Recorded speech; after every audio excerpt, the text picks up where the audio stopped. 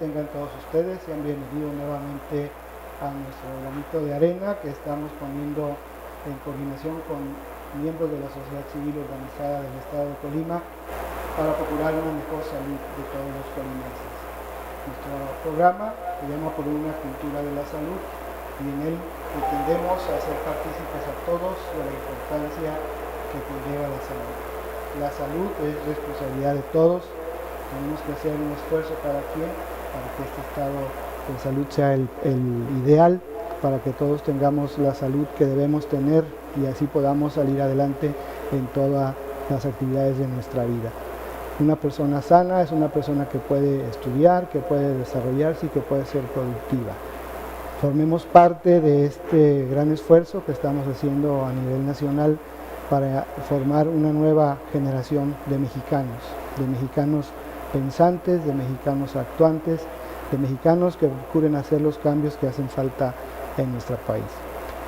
En esta ocasión vamos a tratar un tema muy importante, es el primero de varios programas relacionados con la alimentación correcta y la nutrición, y el tema se denomina alimentación correcta en diabetes mellitus, y nos va a acompañar en este programa la licenciada en nutrición Mónica Alejandra Cruz Márquez, hija de una compañera muy respetada de la Secretaría de Salud.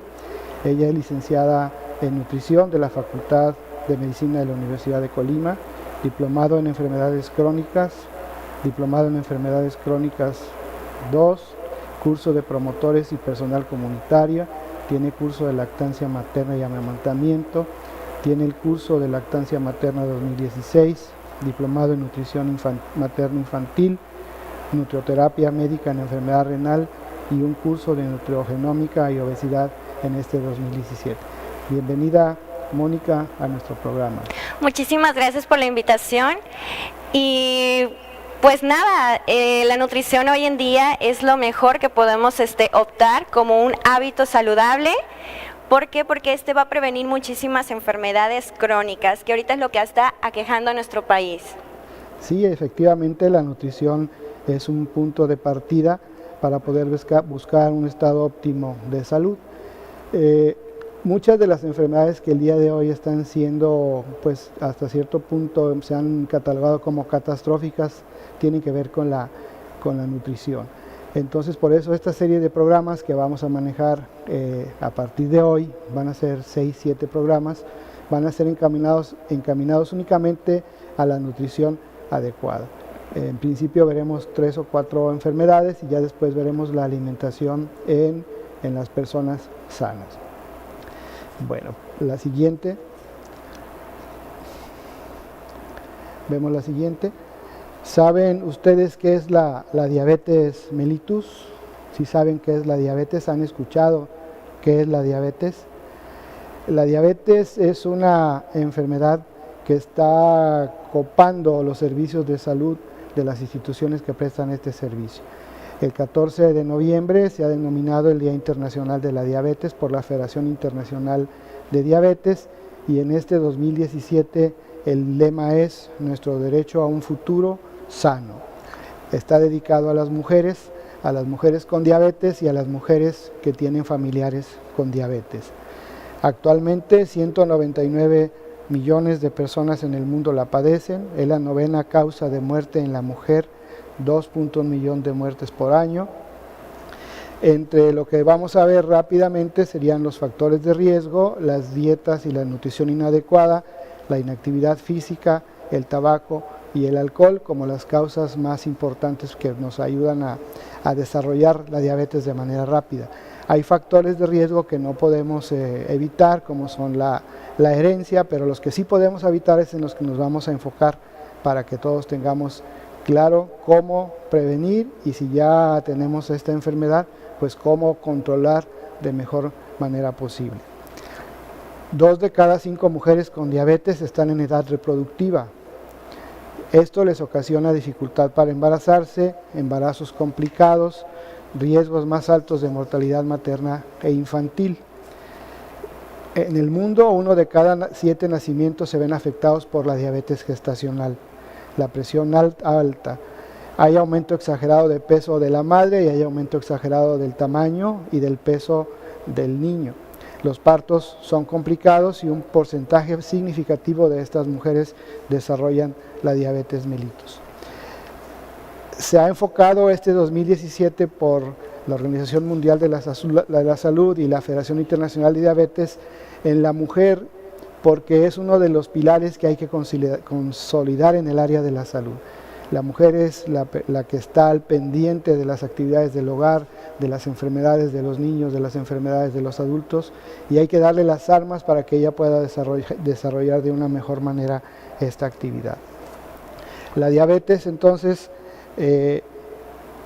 en la encuesta nacional de salud que se efectúa cada 4 o 6 años, se han estado viendo cómo ha ido incrementando el número en nuestro país y se han comparado con el número en otras partes del mundo, encontrando que en los diagnósticos previos, en la encuesta nacional de salud del 2000, había un porcentaje de 9.2% de personas con diabetes, y en el 2016, que fue la última, esta cifra se aumentó en manera considerable.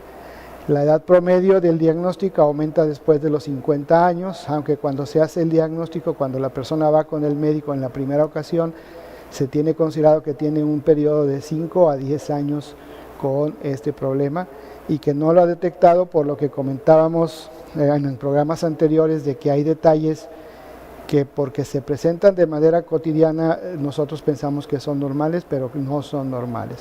Vemos la siguiente. Vamos a ver que la diabetes afecta directamente el consumo de glucosa dentro del organismo. Cuando nosotros comemos, el alimento se transforma en glucosa y esta glucosa es la que le da la energía a nuestro organismo. En las personas con diabetes, vamos a ver ahorita los tipos de diabetes, van a ver detalles que van a hacérseles conocidos, van a decir: eso le pasaba a mi papá, eso me pasa a mí. Y el aumento de glucosa no se puede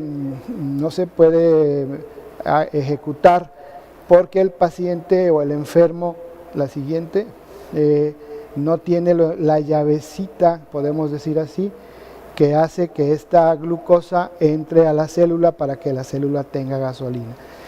Vamos a poner como un ejemplo muy sencillo, que tenemos el tanque de gasolina lleno, pero la gasolina no pasa al motor, y eso va haciendo que la glucosa o el azúcar, como ustedes dicen, se vaya acumulando en la sangre, y el incremento desmesurado de esta glucosa o de este azúcar en sangre va ocasionando daños en muchas partes del organismo. En un principio en los vasos sanguíneos, en las venitas o en las arterias más pequeñitas, que son las que más fácil se empiezan a obstruir, y de repente van sintiéndose muchos detalles como disminución de sensibilidad, disminución de la agudeza visual, problemas en la sensibilidad, problemas en los riñones, y ahorita vamos a ver de qué se trata todo esto. Vemos la siguiente. Hay 3 tipos de diabetes que debemos considerar. La diabetes tipo 1, que más o menos es el 8 al 10%, el 8% de los pacientes son aquellos pacientes que su páncreas, que es la parte de nuestro organismo que produce la insulina, no funciona.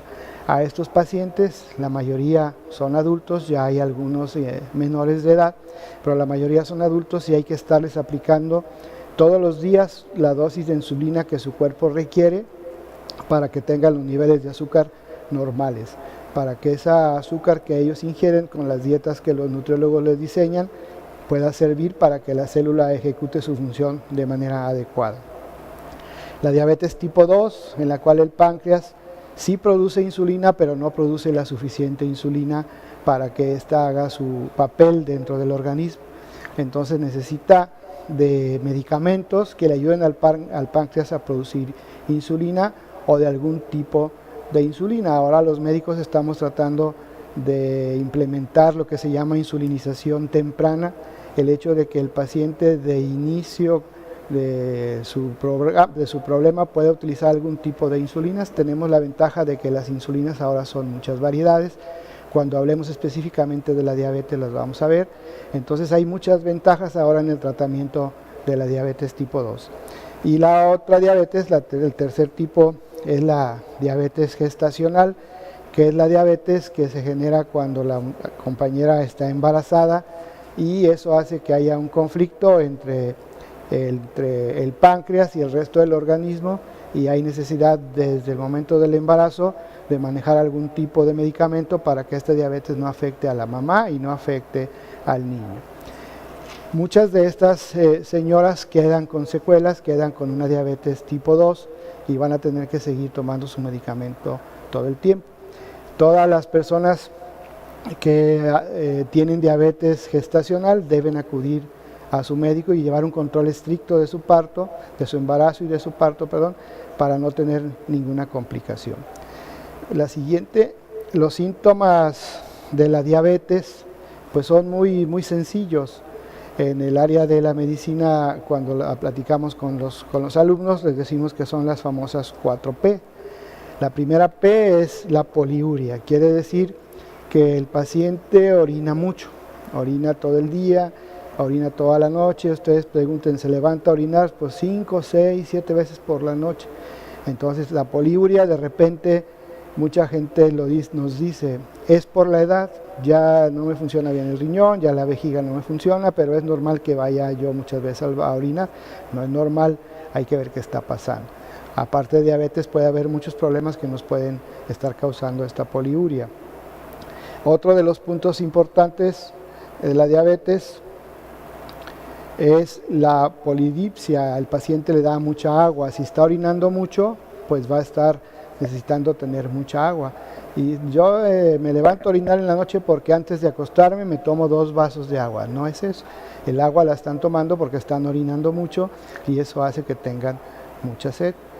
El otro de los puntos, el otro de las P's, es la polifagia. El paciente tiene mucha hambre. ¿Por qué le da mucha hambre? Porque cuando el cerebro detecta que la célula no tiene la gasolina, que es la glucosa, entonces manda la señal al estómago para que el estómago esté diciéndole al organismo, tengo hambre, el paciente sigue comiendo. No es que no tengan glucosa en su organismo, es que les hace falta esa llavecita de la que hablamos al principio, que es la insulina, para poder entrar al interior de la célula y que cada célula realice su función específica. Y la última de las P's es la pérdida de peso.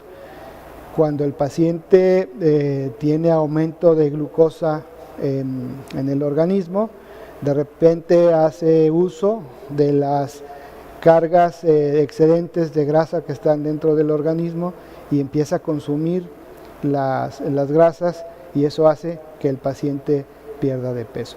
Estas 4 P's son muy importantes que ustedes las conozcan, que ustedes no se les olviden, que ustedes las recuerden, para que cuando alguien les diga es normal que orine mucho, es normal que esté perdiendo peso, nada de esto es normal. Cualquiera de estas cosas que pasen hay que acudir con su médico para que el médico les haga los estudios de laboratorio necesarios y se llegue a un diagnóstico y podamos ofrecerle una ayuda mucho antes de que vaya a tener problemas como los que vamos a ver en un ratito más. Vamos a la siguiente, Paco. Con relación a los factores de riesgo, ¿qué nos comentas, licenciada? Así es, bueno, como vimos, la diabetes mellitus tipo 1 es algo congénito, entonces, bueno, nosotros no podemos intervenir como tal, pero en el tipo 2 y la diabetes gestacional, ese sí es muy importante detectar los factores de riesgo, ¿sí? La primera es la alimentación. Si nosotros tenemos una alimentación alta en azúcar, grasa y sal, que es lo que hoy en día es lo que más consumimos, prácticamente se desarrolla el sobrepeso, obesidad, que es el segundo factor de riesgo. Cuando ya tenemos sobrepeso, obesidad, desencadenan muchas alteraciones metabólicas que afectan a nuestra insulina. Esa llavecita que secreta el páncreas para que nuestra glucosa sea utilizada y no se eleve nuestra sangre, bueno, esta se ve afectada y bueno, esta se puede afectar de tal manera que quede como nula o quede muy poca producción. Otro factor de riesgo muy importante, las bebidas azucaradas. De hecho, al final les voy a tener un proyecto muy bonito para ver cuánta azúcar nos estamos bebiendo en una simple bebida y que lo podemos hacer tanto en desayuno, comida y cena, ¿verdad? Otro factor de riesgo muy importante es el sedentarismo. Anteriormente se practicaba muchísima actividad física, en los mismos trabajos se hacía la actividad y ahorita es muy sedentario, pasamos 8 horas en oficinas sentados y luego llegamos a casa y estamos cansados y descansamos otra vez, algunas otras 5 horas y bueno, no dejamos ni siquiera 30 minutos para la actividad física. Entonces esos serían los factores de riesgos para desarrollar diabetes mellitus tipo 2 o en el caso de mujer embarazada, también desarrollar diabetes. Muchas gracias, Mónica. Un detalle muy importante que debemos de considerar y que es muy común en los niños gorditos o en las personas obesas que de repente tienen unas manchitas en el cuello y las mamás los mandan a que se bañen y a que se jabonen bien su cuello y a que usen el estropajo más fuerte hasta que se les quite esa mancha. Esa manchita nos va a decir que con el paso del tiempo, si no tenemos los cuidados necesarios, ese niño o esa persona puede desarrollar diabetes. No nos dice que tiene diabetes, solamente que encontremos otros factores o alguna sintomatología de la que ya hemos hablado, pero sí nos dice que hay que tener cuidado en un futuro con la alimentación de esta persona para que no desarrolle este tipo de problemas. Muy bien, ¿cómo podemos empezar entonces a prevenir la diabetes antes de que nos enfermemos, Mónica? Claro que sí. Yo les tengo 4 medidas simples, básicas, que podemos hacer para prevenir este tipo de patología. La primera es alcanzar un peso saludable. Este es fundamental para prevenir enfermedades crónicas. Muy bien, vamos a hacer un receso y regresamos. Gracias.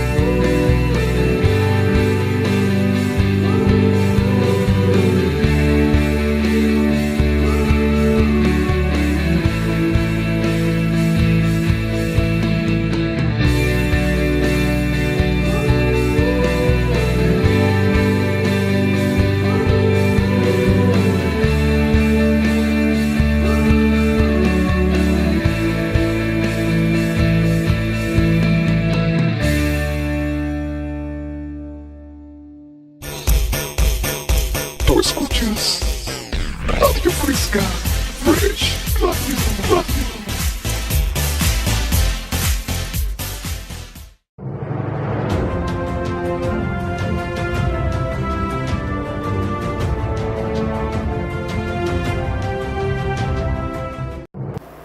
Muy bien, estábamos hablando con la licenciada Mónica de una de las estrategias para tener un mejor control en nuestro peso. Entonces vamos a continuar con su explicación, Mónica. Muchas gracias, doctor. Bueno, hablando del peso, es muy importante tener un peso saludable, ya lo dijimos, para prevenir ciertos problemas metabólicos como la insulina, ya lo habíamos mencionado. Entonces, ¿cómo podemos saber qué peso es mi saludable? Fácil, les tengo dos opciones. La primera, si solamente cuento con una báscula y un estadímetro, es decir, aquella que me mide la talla en general, lo que vamos a hacer o utilizar es el índice de masa corporal. Este índice, lo único que ocupamos es el peso y nuestra estatura en metros. En todo caso, que un paciente, por ejemplo, de 1.70 metros, que pese 70 kilogramos, ¿cuál va a ser la fórmula que va a utilizar? El peso lo va a dividir entre la estatura en metros cuadrados. Es decir, si mi paciente pesa 70 kilos, lo va a dividir entre 1.70 por 1.70, que sería el cuadrado, y el resultado es el índice de masa corporal. Si nos puedes proyectar, por favor, la presentación para que vean el rango de índice de masa corporal. Si mi paciente de 1.70 pesa 70, su índice de masa corporal es de 24.22. De acuerdo a la escala, se encuentra en peso saludable. Sin embargo, este mismo paciente, pesando 80 kilos, su índice de masa corporal es de 27.68, lo cual ya es un sobrepeso, un riesgo ya a desarrollar obesidad. Si mi paciente de 1.70 pesa 100 kilogramos, su índice de masa corporal será de 34.6, lo cual se ubicaría en obesidad grado 1. Y como sabemos, la obesidad ya es una enfermedad como tal, es un exceso de grasa que, bueno, es fatal tanto para el sistema cardiovascular o diabetes en este caso.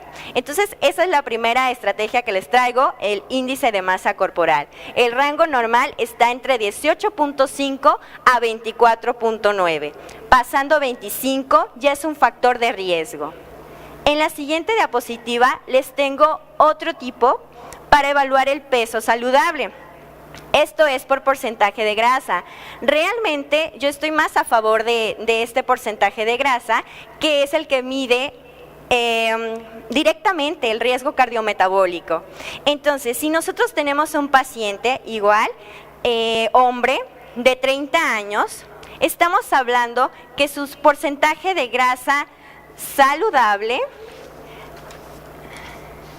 tiene que estar en los 18, de los 18% abajo, teniendo este como saludable. A partir del 19% ya es un sobrepeso, un riesgo de padecer enfermedades cardiometabólicas. Entonces, esto es porcentaje de grasa. ¿Cómo la podemos obtener? Por una báscula de bioimpedancia, ¿sí? Hay unas básculas muy buenas en el mercado que podemos conseguirlas en casita, o si no, en muchos centros comerciales, de repente hay estas básculas donde nos miden este porcentaje de grasa. Entonces les tengo esta tablita para que tengan referencia, vean su edad, el sexo de la persona y el porcentaje de grasa que van acumulando. Sí, aquí es importante señalar que cualquiera de los dos métodos diferencian entre si es hombre o si es mujer. Así es. El índice de masa corporal se ha estandarizado a nivel nacional y a nivel mundial, y las modificaciones se hacen con relación a cada tipo de los habitantes de cada uno de los países. Aquí en México es lo que estamos utilizando básicamente en la consulta general, y ya la bioimpedancia ya la están viendo los compañeros nutriólogos en lo que son sus actividades profesionales. Para ustedes que están en su casa, lo ideal es el índice de masa corporal. Si quieren saber si está bien su peso, entonces multiplican su estatura por su estatura y luego lo dividen con su peso y eso les va a dar un numerito. Si ese numerito está abajo de 24.9, ustedes están bien en su peso. Si está entre 25 y 28, están en sobrepeso, y ya de 28 para adelante ya son diferentes tipos de obesidad, porque debemos tomar en cuenta de que hay diferentes grados de obesidad. No es lo mismo que una persona de 1,50 pese 80 kilos, que tenga un índice de masa corporal, por ejemplo, de 32, a que pese 114 kilos con un índice de masa corporal de 45, 46. Entonces es muy sencillo, lo pueden hacer en su casa, es ideal para personas adultas, pueden llevar cada quien su récord. En este mes de octubre mi índice de masa corporal fue 24.8, con las fiestas de noviembre y de diciembre vamos a ver que subía a 25.8 o a 26, hay que poner atención porque hay que regresar a nuestro peso ideal. El regresar a un peso ideal no es una cosa de un día para otro, ni es obra de los productos milagro, es obra de un adecuado control nutricional que nos lo diseñan exclusivamente para cada uno de ustedes, los compañeros del área de nutrición. Lo mismo que decíamos anteriormente, fíjate, comadre, que subí de peso, te voy a dar la dieta que me dieron a mí, y le dan la dieta y usted se mata de hambre y no baja de peso. Las dietas no es matarse de hambre, es comer lo que se tiene que comer las cantidades justas que necesita su organismo para seguirse manteniendo saludable, y no evitar alimentos a manera de ayunos que en la mayoría de las veces ocasionan más daños que beneficios a nuestro organismo. Entonces, cuando tengamos algún detalle de estos, comentarlo con su médico, comentarlo con su nutriólogo. Aquí en el estado de Colima tenemos el gusto de que ya tenemos una gran cantidad de compañeros nutriólogos, todos jóvenes, con mucha preparación académica, con mucha capacidad técnica y, lo más importante, con mucha disposición para integrarse a cada uno de los pacientes que los van a requerir. Ellos procuran diseñar sus dietas personalizadas. Puede ir usted, puede llevar a su esposa o puede llevar a su esposo y se le va a diseñar una dieta para él y una dieta para usted. Al final de cuentas se trata de que coincidan en los insumos, y puede haber diferencias en las cantidades. Se trata de buscar estrategias de alimentación acorde a sus necesidades y acorde también al entorno en el que nos desarrollamos. No les van a dar dietas con insumos que no tenemos en nuestra ciudad o que no tenemos en la localidad, sino que les van a diseñar dietas con los insumos que tenemos en nuestra localidad y muchas veces que no los utilizamos porque tenemos unas dietas basadas en otro tipo de procesos alimentarios. ¿Alguna cosa que quiera comentar más, Mónica? Sí, claro que sí. El índice de masa corporal depende también de la edad. Por ejemplo, como comentaba, si son mayores de 60 años, el rango de sobrepeso empieza hasta los 28. Si son menores de 60 años, el rango de sobrepeso empieza en los 25. Entonces sí es importante mencionarles a los adultos mayores, no exigirles. Sabemos que como vamos pasando en el tiempo, acumulamos más grasa, somos más grasa que músculo. Entonces es muy importante mencionar esto. Sobrepeso con índice de masa corporal de 25 para adultos mayores de 18 años, pero para mayores de 60 años con 28 ya sería el sobrepeso. Y obesidad para ambos casos, a partir del 30 de IMC ya sería obesidad. Muy bien, esto es importante porque de repente queremos medir a todos con la misma vara. Así y ya vemos que hay necesidad de hacerlo de diferente manera. Los organismos van cambiando con la edad, con el paso del tiempo vamos sintiendo muchos detalles que antes no sentíamos y decimos, hace 20 años yo no sentía eso, pero hace 20 años. Entonces ahora vamos a hacer todo lo que tenemos que hacer en base a una adecuada nutrición. Esta alimentación, en el caso de la diabetes, tiene que ver muchos factores que ahorita la licenciada Mónica nos va a comentar. Claro que sí. La siguiente, Paco. La segunda medida simple que tengo para presentarles en el estilo de vida es el permanecerse activo. Ya ahorita es muy difícil encontrar a personas haciendo actividad física como tal. Un gran médico, maestro que tuve en la Facultad de Medicina, el doctor Tene, endocrinólogo, nos mencionaba que el simple hecho de caminar 30 minutos hacía muy sensible la insulina. ¿Qué quiere decir esto? Que la poca o mucha insulina que podamos producir de acuerdo a nuestro páncreas va a ser suficiente para abarcar toda lo que comamos en nuestras comidas, en nuestras actividades, que sea esa llavecita muy efectiva para poder llevar la glucosa a las células como tal. Entonces la actividad física es sumamente importante. Como mencioné, caminar solamente 30 minutos todos los días es muy bueno. Ojo, no baja de peso. Para bajar de peso sí debe de ser una rutina aeróbica, pero ya a partir de 45 minutos en adelante. Si lo hacemos un poquito menos, obviamente no va a impactar en nuestro peso, pero sí en nuestra insulina. Entonces sí es muy, muy importante. Si les gusta bailar, si les gusta andar en bici, sacar a pasear a la mascota inclusive, eso es una muy buena actividad física. Sí, es importante. La actividad física se ha estado dejando con el paso del tiempo. Antes, para cambiarle el canal a nuestro televisor, nos parábamos y le dábamos vuelta a los botoncitos. Antes, para ir a la tienda nos íbamos caminando, ahora nos vamos en carro. Antes, para ir al jardín nos íbamos caminando, ahora nos vamos en carro. Entonces sí, la actividad física se ha estado dejando a un lado y es un factor muy importante para poder manejar una mejor salud. Mencionaba Mónica al doctor Carlos Enrique Tene, muy buen médico y excelente persona, que se ha encargado de formar muchos grupos de compañeros médicos y ahora que está incursionando en el área de la nutrición, nos está dando frutos muy importantes, personas muy capacitadas, muy preparadas. Él, como ella dice, es endocrinólogo y está muy empapado en todo lo que es la diabetes, la hipertensión, las dislipidemias, todo lo que vamos a seguir viendo en estos días. Un saludo afectuoso para el doctor Tene y una felicitación por estos alumnos tan brillantes que han estado saliendo de nuestra Universidad de Colima. ¿Qué más nos puede comentar, licenciada Mónica? Claro que sí. Hablando ya de alimentación, que es la tercera medida de prevención que les traigo, bueno, esta tiene 6 características importantes. La primera que toda tiene que ser inocua. ¿Qué quiere decir esto? Higiénico. Es muy importante lavarse las manos, ya creo que tuvieron un programa de lavado de manos, ¿correcto?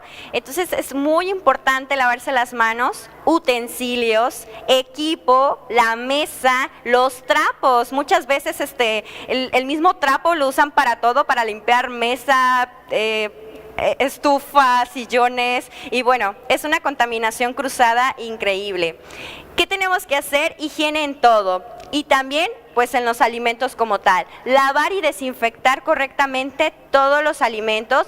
Es muy importante utilizar los desinfectantes que van directos en alimentos. Si utilizan cualquier desinfectante, sin decir marca, es muy importante leer la etiqueta y decir que específicamente sea para alimentos, porque muchas veces lo usamos y ni siquiera es para esto. Otra cosa es importante, las dosis. Si son tantas gotas o si es no podemos ponerle un chorrito y con eso quedar, porque haríamos una toxicidad importante. Entonces la inocuidad, muy bueno. Y sabemos que la inocuidad en establecimientos públicos, en la calle, pues no va a estar presente. Entonces por eso la alimentación correcta fuera de no es posible. Otra cosa importante es que sea completa y equilibrada. ¿Qué quiero decir con esto? Más al ratito voy a hablar de la guía alimentaria de los mexicanos, pero sí es muy importante incluir verduras. Normalmente el mexicano no está acostumbrado a comer verduras y aquí se nos dan muchísimos, a montones las verduras y no lo estamos aprovechando. Entonces tenemos que ponerle verduras, algún alimento de origen animal o leguminosa, ya sea carnita, quesos o frijoles, ¿verdad? Y por último, el tercer elemento es incluir algún grupo de los cereales. No me refiero al cereal de caja, sino todo lo que venga de los granos, ya sea maíz, trigo, cebada, avena, etcétera. Entonces, eso sería completo. Ahora, hablando de equilibrado, obviamente la mitad de mi plato correspondería a las verduras, dejando las 2/4 partes al alimento de origen animal o leguminosa y al otro de cereales. Es muy importante que sea variada. Por ejemplo, podemos decir que un sándwich de atún con verduritas es saludable, pero no por eso lo voy a desayunar de lunes a domingo, ¿verdad? También tenemos que variar mucho nuestros alimentos, que sea completa la absorción de nutrientes. Es muy importante ser adecuada. No le voy a dar lo mismo a un menor de 1 año, a un niño de 8 meses, a un niño de 10 años, o a un adolescente, o a un adulto, o a un adulto mayor. Es muy importante asesorarse con los expertos porque ellos saben cuántas calorías, cuánto es su requerimiento, cuáles son los nutrientes que necesitan realmente. Y también que sea adecuada, ¿verdad? Adecuada a los tipos de edades, a también, por ejemplo, a nuestra localidad, lo que se dé en nuestra localidad. Muy bien, vamos a hacer un corte y Sí. regresamos.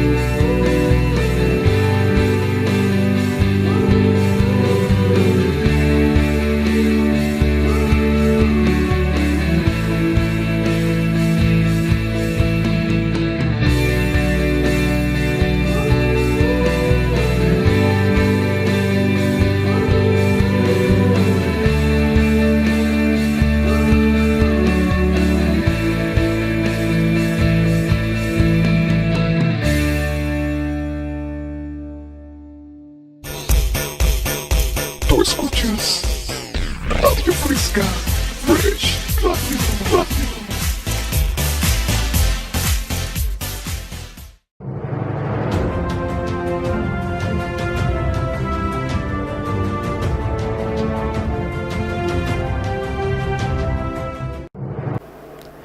Continuamos con nuestro programa y cedemos el uso de la voz nuevamente a la licenciada Mónica para que termine la idea que dejó inconclusa. Adelante, Mónica. Muchas gracias.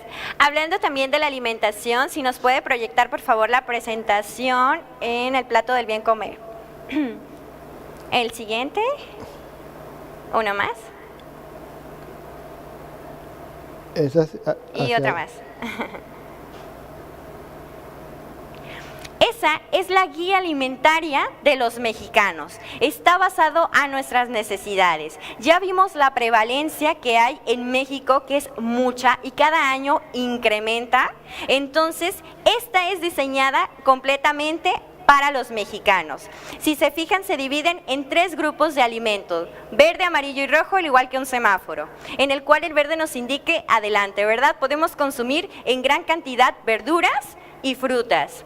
En el grupo amarillo nos dice modere. Empecemos a frenar en este grupo, porque anteriormente la guía alimentaria, que no era de nosotros, la copiábamos de alguien más, se basaba en puros cereales. Entonces, recordamos, por ejemplo, a nuestros abuelos, a nuestros padres, que nos mencionaban: en la mañana levántate para tu panecito, tu cafecito, tu chocolatito, tu avena cocida, y después tu almuerzo con tortillas o bolillo, frijolitos, etcétera. Anteriormente hacíamos más actividad, ¿verdad? Bueno, se hacía, ya en este tiempo ya no. ¿Qué es lo que pasó? Que el 100% de mi totalidad de pacientes que acuden conmigo, que viven con diabetes, hacen esto. Su desayuno tempranito de galletas con café o canelita, etcétera, y después su almuerzo empacadito de tortillas o bolillito, etcétera.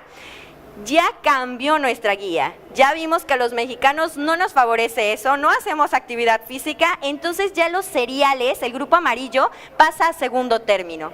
En el último grupo encontramos las leguminosas y alimentos de origen animal. Ambos nos dan proteínas, entonces esas veces que nuestras madres nos daban frijolitos con tortillita y una ensaladita de nopales y decíamos, ¿hace falta la carnita? Incorrecto, ya teníamos la proteína ahí en los frijolitos, ¿verdad? Entonces podemos elegir entre frijolitos, garbanzo, lentejas o la carne de animales o sus derivados. Esta es nuestra guía alimentaria. ¿Cómo debemos de hacer un desayuno, comida y cena completa y balanceada, tanto para prevenir o como controlar diabetes? Esto es, la mitad de mi plato tener verduras. La porción de las verduras se dice que es lo que agarré las 2 palmas de la mano juntas. Todo esto son las verduras, ¿sí? La porción de cereales va a depender de cada persona, si hace actividad física, cuánto es lo que mide, etcétera. Esta equivale dentro de 2 a 3 porciones por comida. Por ejemplo, si lo hacemos solo de tortillas, podemos agarrar de 2 a 3. El doctor Romero le consideraría 3 y a mí me consideraría 2 por el tipo de estatura y también porque él, hombre y yo mujer, entonces también el metabolismo es distinto, su metabolismo es muy bueno, el de las mujeres un poquito más lento, pero bueno, esa es la distribución. Si gusta pasamos a la siguiente diapositiva. Ahí les tengo un menú muy bonito que encontré por ahí, en donde específicamente viene la mitad del plato de verduras, muchas verduras. Yo siempre a mis pacientes les digo, no te quedes con solo una verdura, no te quedes con solo el jitomate.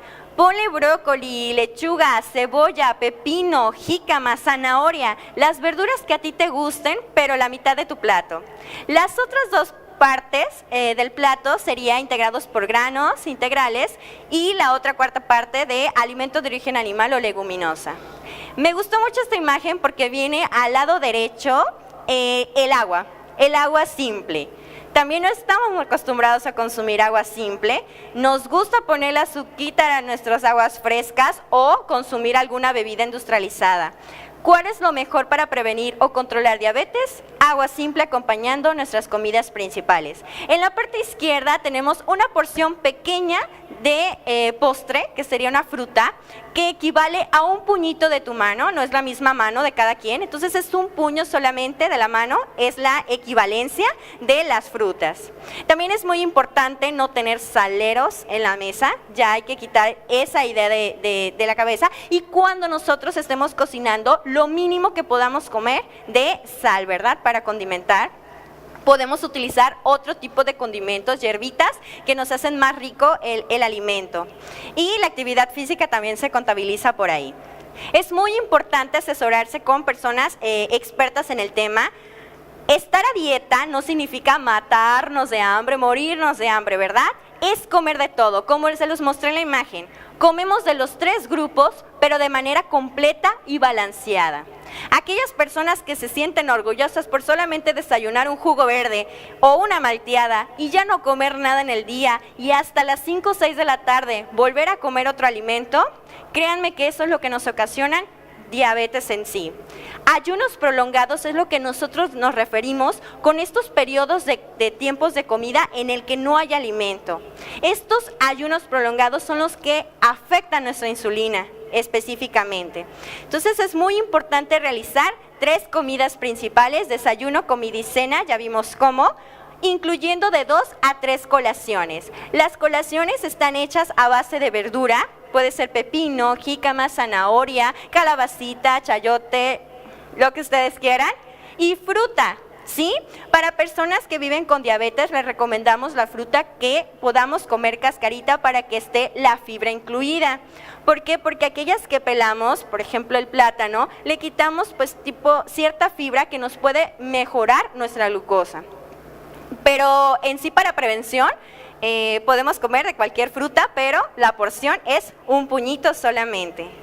Y serían básicamente de 5 a 6 comidas al día las que tenemos que hacer, y eso sí, en horarios. Si nosotros somos muy estrictos en nuestro horario, nuestro cuerpo nos va a entender y va a saber cómo procesar todo el alimento y hacerlo más activo y poder bajar de peso. Si nosotros duramos mucho tiempo sin comer, no nos va a funcionar eso. Muy importante todo lo que nos ha dicho Mónica, porque nuestros pacientes al momento en que empiezan un esquema alimentario acorde a su edad, acorde a su peso, cuando regresan a consultas de control empiezan a comentar detalles. Me siento aflojerado, no veo bien, ya estoy enojado todo el tiempo.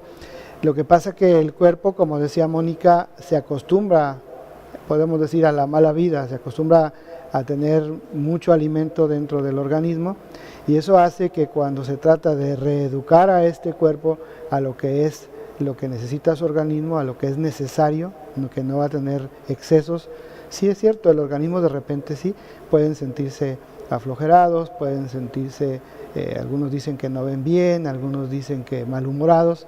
Son periodos de tiempo cortos, son periodos de tiempo pasajeros.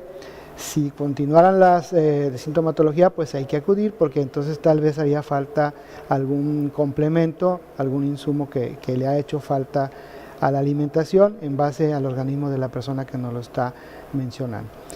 En el tratamiento de la diabetes es de suma importancia la alimentación. Comentábamos en otros programas que de repente vamos con el médico y le damos todo el peso de nuestro control al medicamento. El medicamento es una parte del control de nuestro medicamento. En el caso de la diabetes específicamente, con mayor razón, hay que tener en cuenta 3 puntos importantes. El medicamento, que es el que ocupamos cada quien, no es el que ocupa su hermana o su tía, es el que ocupa usted. El esquema alimentario que se le diseñó a usted y el esquema de actividad física que también se le diseñó a usted. Los esquemas de actividad física los vamos a ver posteriormente porque también son específicos para cada quien y para cada patología, para cada edad, pero teniendo el control adecuado de estos 3 puntos, el control de la diabetes es estricto y no tendremos ningún problema. Lo que manejábamos en el primer programa, de que usted como paciente diabético puede llevar 2 o 3 semanas podemos hablar de libertinaje alimentario, y ya faltando 2 o 3 días para ir a consulta, se hace una dieta de no comer para que su glucosa en sangre salga dentro de límites normales, pero eso no nos engaña a los médicos, eso no engaña tampoco a nuestro cuerpo. Si no tenemos una alimentación adecuada, el daño dentro del organismo se va a ir realizando poco a poco, y cuando ya empezamos a sentir que no sentimos con las plantas de los pies, que no vemos realmente, es porque ya tenemos daños en los nervios, en los vasos periféricos, en las venas, en las arterias más distales de nuestro organismo, que se han ido dañando por tratar de engañarnos a los médicos. Entonces es bien importante llevar adecuadamente su alimentación específica para ustedes. Como les decía Mónica y como les decía yo, los productos que se están utilizando son productos propios de la región. También ya habíamos comentado que el doctor Kumate, si mal no recuerdo, o el doctor Soberón, una vez nos comentó en una visita a Colima, pues aquí en Colima ni la gente floja se muere de hambre. Dice, aquí hay mangos, pueden comer, ahí está otro árbol de naranjas, pueden hacer agua fresca, ahí hay cocos, pueden cortar cocos y tomar sus líquidos.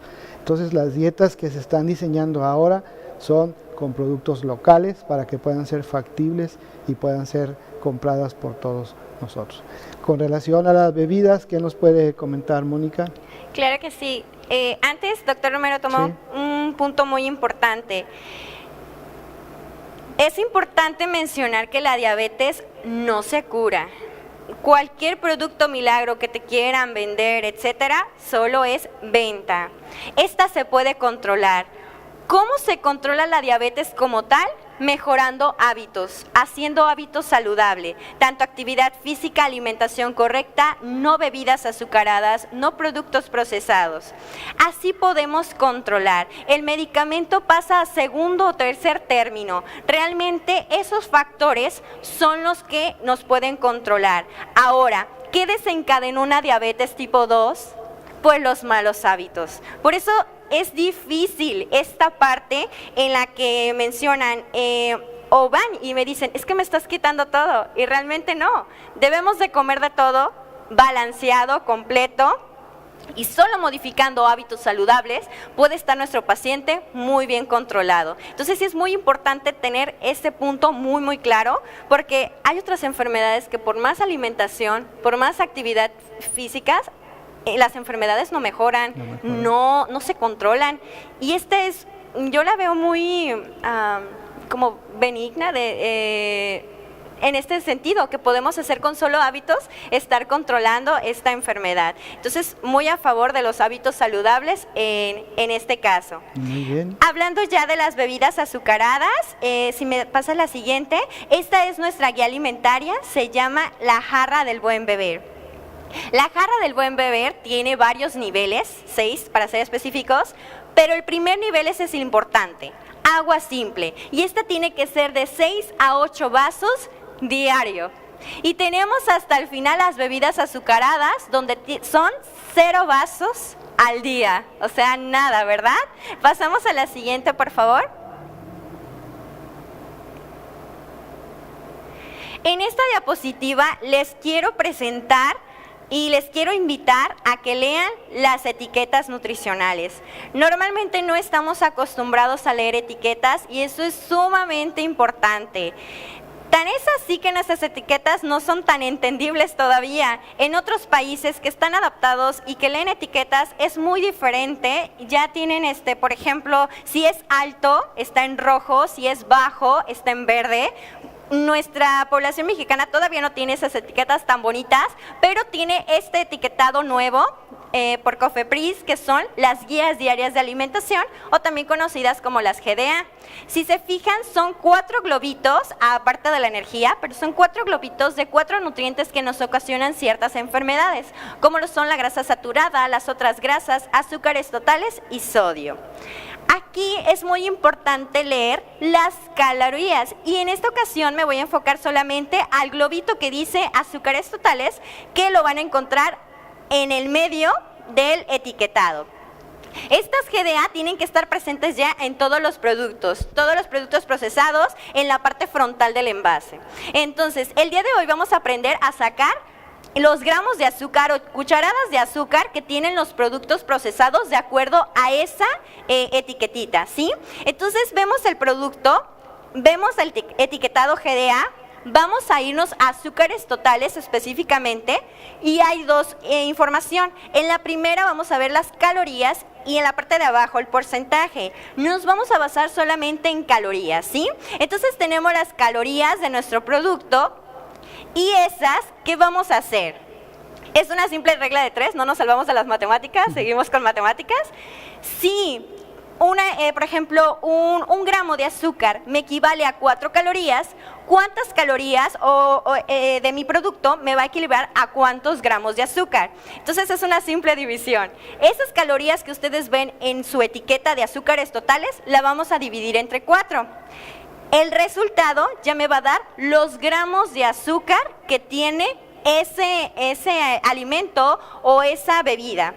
Yo los invito a que hagan la prueba con la bebida favorita de ustedes o con la bebida favorita de su hijo o las galletas favoritas de su hijo. Es muy importante ver entonces azúcares totales, sacar las calorías y eso entre 4. Yo por aquí tengo una información de algunas bebidas industrializadas. La primera que voy a empezar, pues es el líquido negro, ¿verdad? Esa bebida que es mucho vicio, ¿verdad? Aquí en nuestra población. Por 600 mililitros nos aportan 252 calorías en azúcares totales. ¿Qué voy a hacer? 252 entre 4. Son 63 gramos de azúcar lo que nos aporta ese envase de 600 mililitros. Aquí tengo una báscula de alimentos y tengo el azúcar como tal, el azúcar refinado. Entonces vamos a ver cuántos son 63 gramos. Y contamos 1, 2, 3, 4, 5, 6, 7, 8, 9, 10, 11, 12 y cachito más o menos. Esa bebida oscura que se acostumbra a comer en 600 mililitros, 600 mililitros son básicamente un vaso y medio de líquido. Es toda esta cantidad de azúcar, más o menos 12 cucharadas con tantito más de azúcar. Si nosotros ponemos ese vaso y medio de agua y le ponemos toda esa cantidad de azúcar, realmente no nos gustaría el sabor. Pero bueno, la mercadotecnia es muy bonita, los envasados también, y le ponen la adición de gas. De hecho, cuando suena, sabe rico. Y cuando ya no suena, al abrir la bebida, la probamos y realmente sabe a qué, al contenido de azúcar. Hay que empezar a concientizar. Este ejercicio se los invito a que hagan en su casa, bueno, cuando vayan al súper y vean toda la cantidad de azúcar. Y si realmente eso le daríamos a nuestros hijos, ¿cuánto nos está dañando en nuestro cuerpo? En la diapositiva incluí un dato muy importante. En la Segunda Guerra Mundial hubo escasez de alimentos, en donde el azúcar pues era un alimento muy consumido.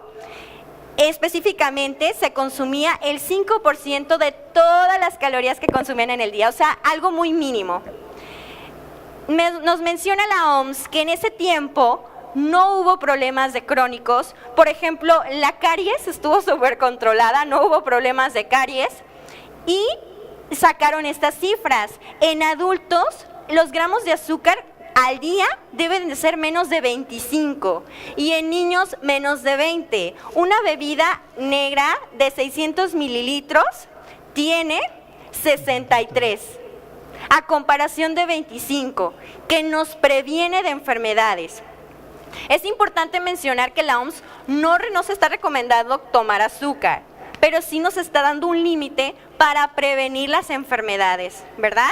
Entonces, sí es muy importante empezar a ver, o igual, mucha gente me dice, es que yo hago mucho ejercicio, es que yo me voy a Zumba todos los días, pero después me voy a los taquitos con coca.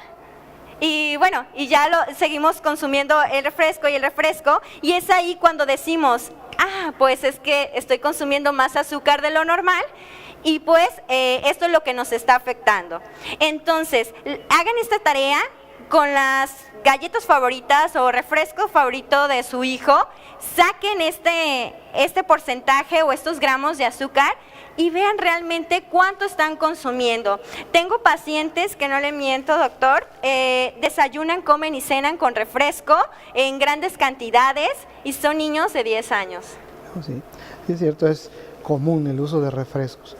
Pues se nos ha terminado el tiempo, Mónica. ¿Qué pudiéramos sacar de conclusión de este programa tan valioso? Claro que sí. Pues los dejo con estas 4 metas importantes, que es la actividad física, la alimentación correcta, no a las bebidas azucaradas, ¿verdad? Es muy, muy importante. Y también, lo había comentado el doctor, evitar el consumo del tabaco. Una frase que me encanta, si gusta pasar la siguiente diapositiva, me gusta mucho porque mucha gente me dice, estoy a dieta, y cada vez que dicen estoy a dieta, le sufren o ponen cara de pesadez. Pero no, hay que decir, no estoy a dieta, estoy cambiando mi estilo de vida. Muy bien. La siguiente, Paco. Pues con esto concluimos nuestro programa del día de hoy. Ha sido muy productivo, ha habido muchos detalles que todos debemos incluir en nuestra vida cotidiana, muchos detalles que son extremadamente importantes para llevar una vida saludable. Muchas gracias por el favor de su atención, muchas gracias a la licenciada Mónica por acompañarnos y nos vemos en la siguiente emisión de nuestro programa Por una cultura de la salud. Muchas gracias.